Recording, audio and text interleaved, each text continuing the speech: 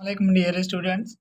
तो आज हम क्लास 6 अमेजिंग साइंस में से यूनिट 2 लिविंग ऑर्गेनिजम्स को डिस्कस करेंगे।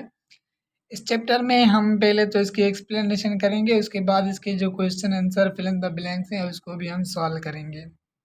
तो इस चैप्टर में हम लिविंग ऑर्गेनिजम्स के स्ट्रक्चर को, लिविंग ऑर्गेनिजम्स में जो हमारे पास ऑर्गन्स हो गए, टिश्यूज़ हो गए, लिविंग ऑर्गेनिजम्स कैसे बनते हैं, सेल को हम डिस्कस करेंगे। What is difference between animal cell and plant cell, हम इसको डिस्कस करेंगे। देखिए कि हमारे पास एक लिविंग थिंग्स, दूसरी हमारे पास क्या होती हैं कि नॉन लिविंग थिंग्स। इनके बीच में डिफरेंस क्या होता है कि लिविंग थिंग्स जो होती हैं वो क्या करती हैं, मूवमेंट करती हैं, और नॉन लिविंग थिंग्स जो होती हैं वो मूवमेंट नहीं करती।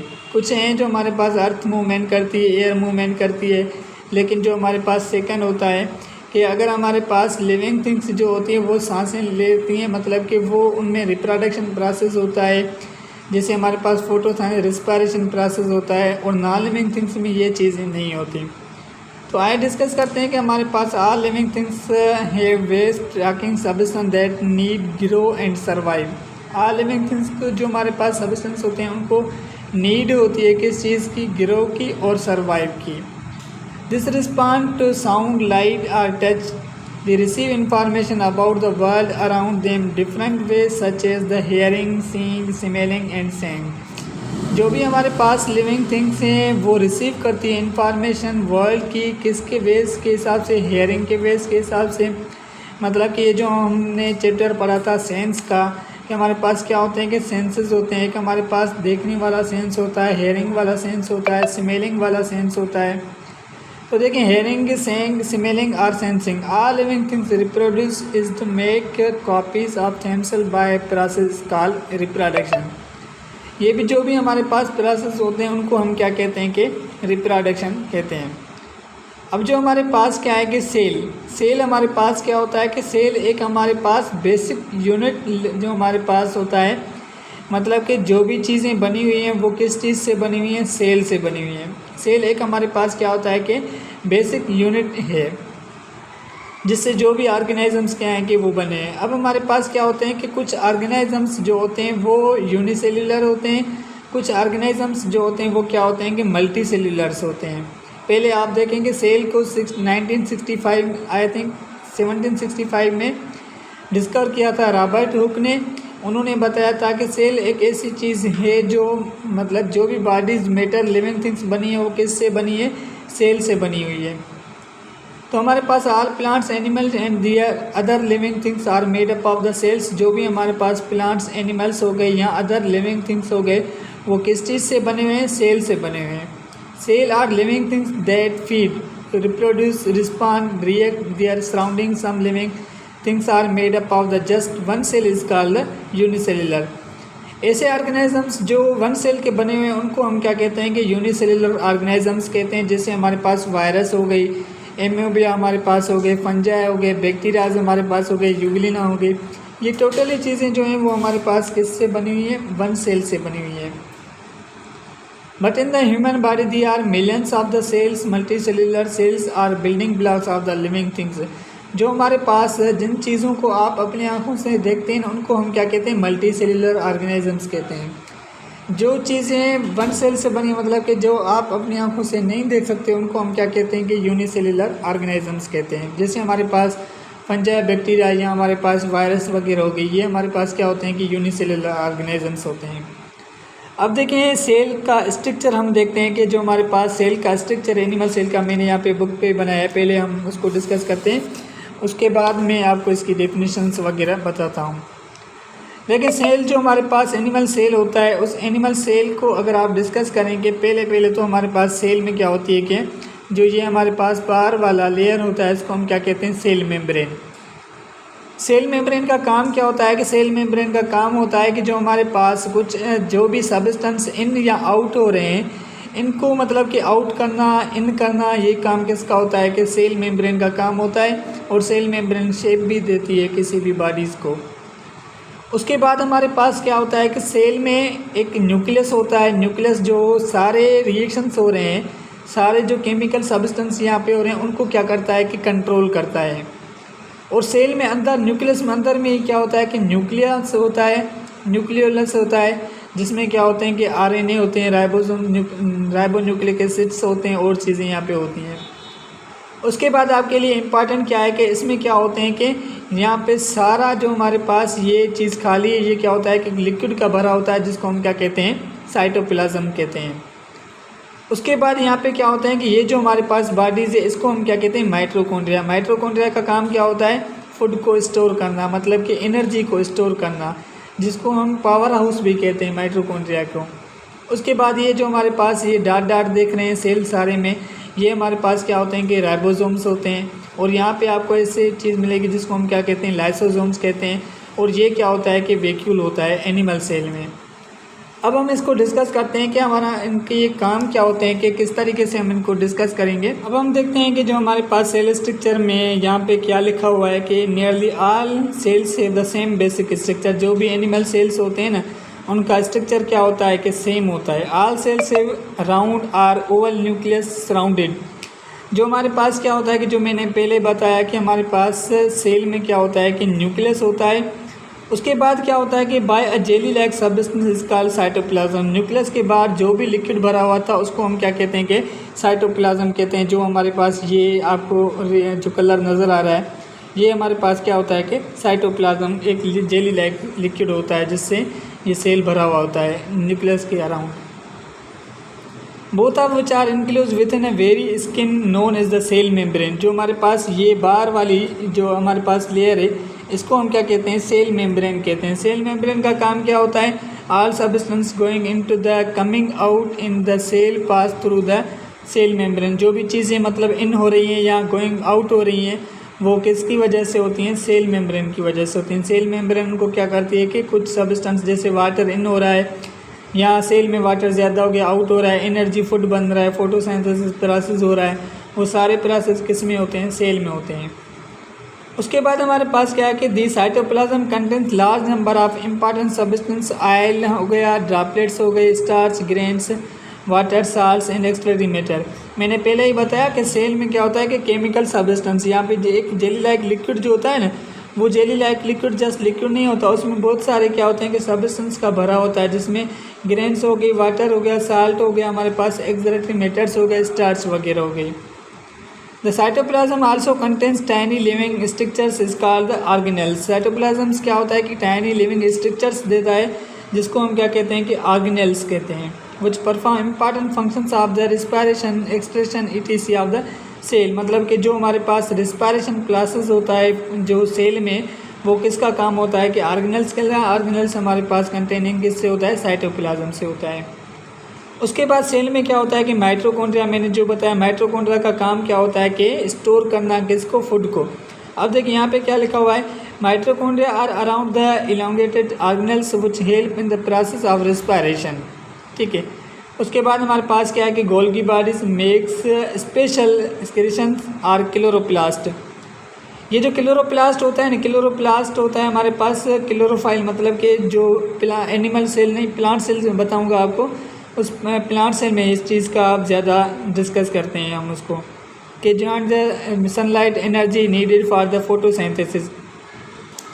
ये क्लोरोप्लास्ट किस में प्रेजेंट होता है, प्लांट सेल में प्रेजेंट होता है।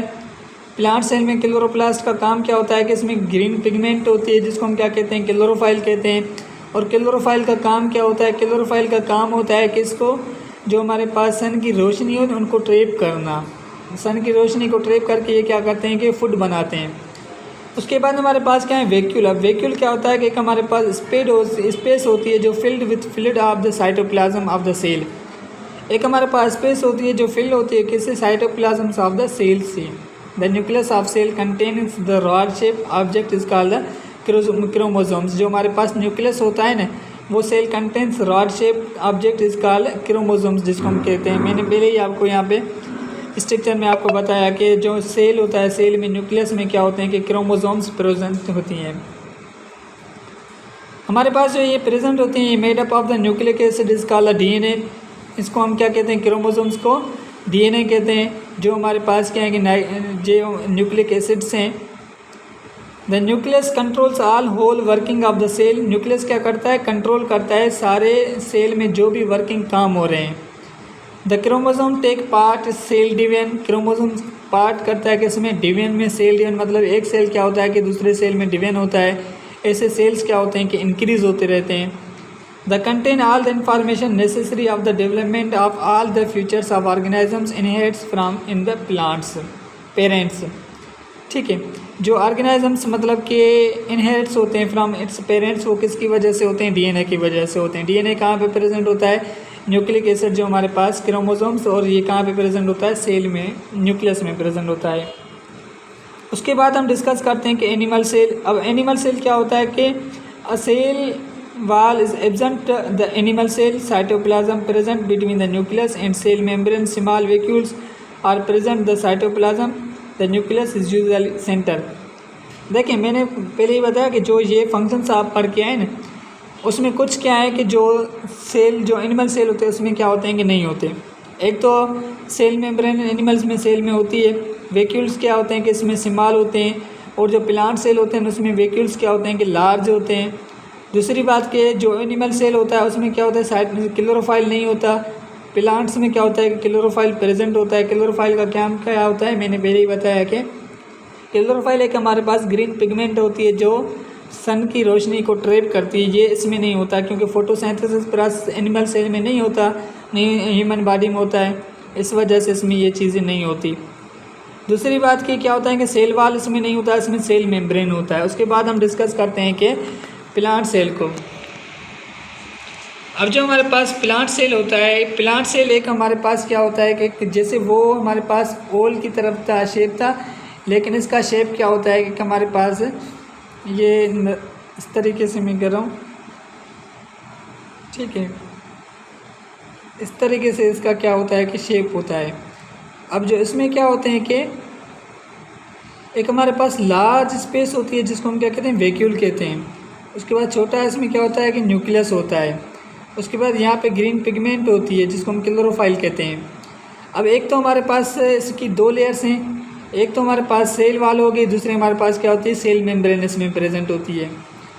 सेल वाल का काम तो हमने पता है कि सेल वाल का काम होता है कि फूड जो हमारे पास केमिकल सब्सटेंस आउट इन करना, और सेल मेम्ब्रेन का काम होता है कि जो इसका स्ट्रक्चर है इस स्ट्रक्चर को मजबूत करना। इसलिए क्या होता है कि प्लांट्स का जो स्ट्रक्चर होता है वो ज़्यादा मजबूत होता है, जिसकी वजह से सेल वाल की वजह से इसमें क्या होती है कि सेल वाल प्रेजेंट होती है। इसमें लार्ज क्या होता है कि वैक्यूल होता है, इसलिए इसमें क्या होती है कि हमारे पास जो इसमें और चीज़ें मतलब कि फूड वगैरह बनाता है, सेल शेप जो होती है क्या होती है कि वैक्यूल में प्रेजेंट होती है। आए हम इसको डिस्कस करते हैं कि hard cell wall made up of the cellulose. जो इसमें क्या होती है कि सेल वाल, मैंने पहले बताया कि पहले वाला जो स्ट्रक्चर है वो क्या होता है कि सेल वाल होता है, जिसको हम क्या कहते हैं, किस चीज़ से बना हुआ है, सेल वाल एक सेल्यूलोज से बना हुआ है, हार्ड स्ट्रक्चर सेल्यूलोज से बना हुआ है। Surround the cell a large vacuole containing cell shape. इसमें क्या होते हैं कि लार्ज वैक्यूल होते हैं जो किससे भरे होते हैं, सेल शेप से भरे होते हैं। ये जो हमारे पास क्या है कि लार्ज स्पेस जो होता है सेल प्लांट सेल में, जिसको हम क्या कहते हैं, वैक्यूल, ये किस चीज़ से भरा हुआ होता है, ये सेल शेप से बना हुआ आता है। ठीक है, उसके बाद हमारे पास क्या है कि solution salt sugars is present in the middle of the cell, green coloured substance called chlorophyll. इसमें यहाँ पे क्या होता है कि नहीं कि ग्रीन पिगमेंट होती है, मतलब उसको हम क्या कहते हैं, क्लोरोफाइल कहते हैं। जो आप यहाँ पे नज़र कर रहे हैं, आप देखें कि हमारे पास न्यूक्लियस सेल, प्लांट सेल हो गया, साइटोप्लाज्म सेम हमारे पास हो गया, क्लोरोप्लास्ट हो गया। ये यहाँ पे ये चीज़ जो हमारे पास यहाँ पे ग्रीन पिगमेंट होती है ना, ये चीज़ हो गई सेल में, इसको हम क्या कहते हैं, ग्रीन पिगमेंट को क्लोरोफाइल कहते हैं। क्लोरोफाइल किससे बना होता है, क्लोरोप्लास्ट से बना हुआ है, जिसका काम क्या होता है, फोटोसिंथेसिस प्रोसेस करवाना। फोटोसिंथेसिस प्रोसेस कैसे होता है, सेल वो जो सन की लाइट होती है ना, क्लोरोफाइल उसको क्या करता है, अपनी तरफ ट्रैप करता है। उसके बाद हम डिस्कस करते हैं root system in the plants. अब जो हमारे पास देखें प्लांट्स में क्या होते हैं कि वेजिटेटिव, आपने सिस्टम देखा होगा, वेजिटेटिव प्रोसेस। वेजिटेटिव एक हमारा पास रिप्रोडक्शन स्ट्रक्चर होता है, दूसरा वेजिटेटिव। वेजिटेटिव में क्या होते हैं कि मेन पार्ट्स होते हैं, स्टीम हो गया, लीव्स हो गया, और हमारे पास क्या है कि उसमें रूट्स होती हैं।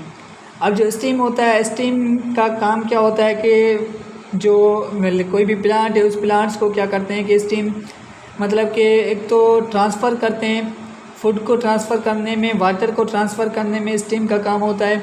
दूसरी बात कि जो लीव्स वगैरह ग्रो करते हैं सारे मतलब की चीज़ें होती है वो स्टीम से होती है। स्टीम क्या करता है कि मजबूत करता है कि इसको प्लांट को। जो लीव्स होते हैं प्लांट में, वो लीव्स का काम क्या होता है, फोटोसिंथेसिस प्रोसेस करवाना, रिस्पायरेशन प्रोसेस करवाना। लीव्स में क्या होते हैं, स्मॉलेस्ट होल्स होते हैं जिसको हम स्टोमेटा कहते हैं। वो स्टोमेटा क्या करते हैं कि जो ट्रांसफ़र करते हैं, किसको एक्सचेंज करते हैं, गैसेस को। जो कार्बन डाइऑक्साइड गैस अंदर आती है, ऑक्सीजन बाहर निकलती है।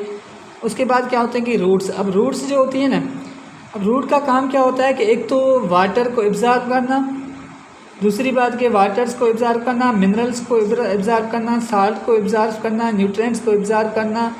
ये किसका काम होता है, रूट का काम होता है प्लांट्स में। उसके बाद ये रूट्स जो होती हैं ना, वो क्या करते हैं कि एक तो मजबूत भी करती हैं प्लांट्स को। अब इसको हम यहाँ पे डिस्कस करते हैं कि roots hold plant family in the soil. Roots जो होती है कहाँ पे फैमिली बनाती है, सॉइल में। Some kind of plants have the one large main root is called the tap root.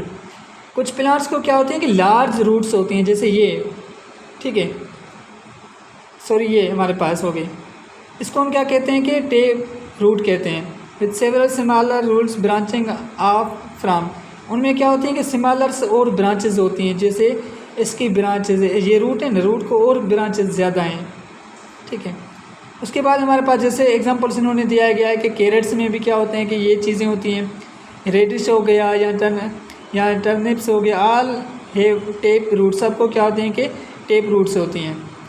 कुछ प्लांट्स ऐसे होते हैं हमारे पास, other plants such as beet हो गई, ग्रास है, many main roots of the same size, these are called fibrous roots, जिनको क्या होते हैं कि हेयर्स की वजह जैसे होती हैं। जैसे आपने ग्रास देखा होगा या कुछ ऐसी चीज़ें, जैसे ओनियन देखा होगा आपने, उसको क्या होते हैं कि स्मॉलेस्ट हेयर्स की तरह क्या होती हैं, रूट्स होती हैं, जिनको हम क्या कहते हैं, फाइब्रस रूट्स कहते हैं, ठीक है। ये रूट्स के हमारे पास दो पार्ट्स यहाँ पे डिफाइन किया गया है, एक फाइब्रस रूट्स हो गई, एक टेप रूट्स हो गई। उसके बाद हमारे पास क्या है कि thick root cap at the protest sensitive growing points root or root tip, ठीक है। वैसे आप इसका फंक्शन, ये तो इन्होंने जस्ट डिफाइन किया है कि रूट क्या होती हैं, कितने टाइप्स की होती हैं, इनका काम क्या होता है, वाटर को एब्जॉर्ब करना, साल्ट्स को एब्जॉर्ब करना, मिनरल्स को एब्जॉर्ब करना और न्यूट्रिएंट्स को एब्जॉर्ब करना, ठीक है। उसके बाद हम देखते हैं कि shoot system in the plants. अब जो शूट सिस्टम होता है प्लांट्स में, वो क्या होता है कि the steam and branches along with the leaf system make up the shoot system. जो प्लांट्स होता है ना, उसमें स्टीम हो गई या ब्रांचेस हो गई, लीफ वगैरह हो गई, ये जैसे हमारे पास ये देखें, ये स्टीम हो गया, ये ब्रांचेस हो गई इनकी, ये लीव्स हो गए, इन सबको हम क्या कहते हैं, शूट सिस्टम कहते हैं प्लांट्स में। नीचे हमने रूट्स को डिस्कस किया। अब हमारे पास बाहर वाली साइड है, मतलब कि स्टीम, लीव्स वगैरह चीज़ें, इनको हम डिस्कस करते हैं कि if the stem remains short with the lots of branches is called shrub. अगर हमारे पास स्टीम रिमेन्स शार्ट है और उसके साथ ज़्यादा ब्रांचेस हैं तो उसको हम क्या कहते हैं, शरब कहते हैं। कहता है कि tall plants with the thick stem trunks are called trees. जो हमारे पास टाल मतलब कि ज़्यादा जो बड़े होते हैं उनको हम क्या कहते हैं, ट्रीज़ कहते हैं। जैसे हमारे पास नीम ट्रीज़ हो गए और हमारे पास ट्रीज़ हो गए जो ज़्यादा क्या होते हैं कि टाल होते हैं। Leaves are attached in the to the stem at the nodes. Leaves क्या होते हैं कि अटैच होते हैं, कहाँ से, स्टीम के साथ। जो हमारे पास नोड्स, एक हमारे पास इंटर नोड्स होता है, एक हमारे पास नोड्स होते हैं, दो टाइप्स होते हैं। नोड्स हम किसको कहते हैं, जहाँ से क्या होते हैं कि प्लांट्स के लीव्स जो होते हैं वो ग्रो करते हैं, या न्यू ब्रांच जहाँ से क्या होती है, ग्रो करती है, ठीक है। उसके बाद हमारे पास क्या है कि leaves are attached nodes, stem grow from the specialised growing structure is called buds. जहाँ से स्टीम क्या होते हैं कि ग्रो करते हैं, उसको हम क्या कहते हैं, बड्स कहते हैं। बड्स में give the rise to branches of the stem, they may be specialise produce flowers. हमारे पास बड्स से क्या होते हैं कि न्यू ब्रांचेस पैदा होती हैं, जहाँ से हमारे पास फ्लावर्स वगैरह होते हैं। The stem connects the roots leaves, it helps transport raw material photosynthesis and produce photosynthesis to all parts of the plants. Stem connects होती हैं किसके साथ, रूट्स के साथ, लीव्स के साथ, जो हेल्प करती हैं, किसकी हेल्प करती हैं, ट्रांसपोर्ट को। मतलब कि जो हमारे पास मटेरियल फोटोसिंथेसिस प्रोसेस ग्लूकोज बन गया, उस ग्लूकोज को ट्रांसफ़र करना, या हमारे पास वाटर बन गया, वाटर को ट्रांसफ़र करना, या जो हमारे पास न्यूट्रिएंट्स होती है उन न्यूट्रिएंट्स को ट्रांसफ़र करना किसका काम होता है, स्टीम का काम होता है। यहाँ पे हम लेक्चर को इन करते हैं। इंशाल्लाह नेक्स्ट लेक्चर में हम डिस्कस करेंगे टिश्यूज़ को और ऑर्गन्स को और हमारे पास जो ह्यूमन बॉडी स्ट्रक्चर्स है उसको।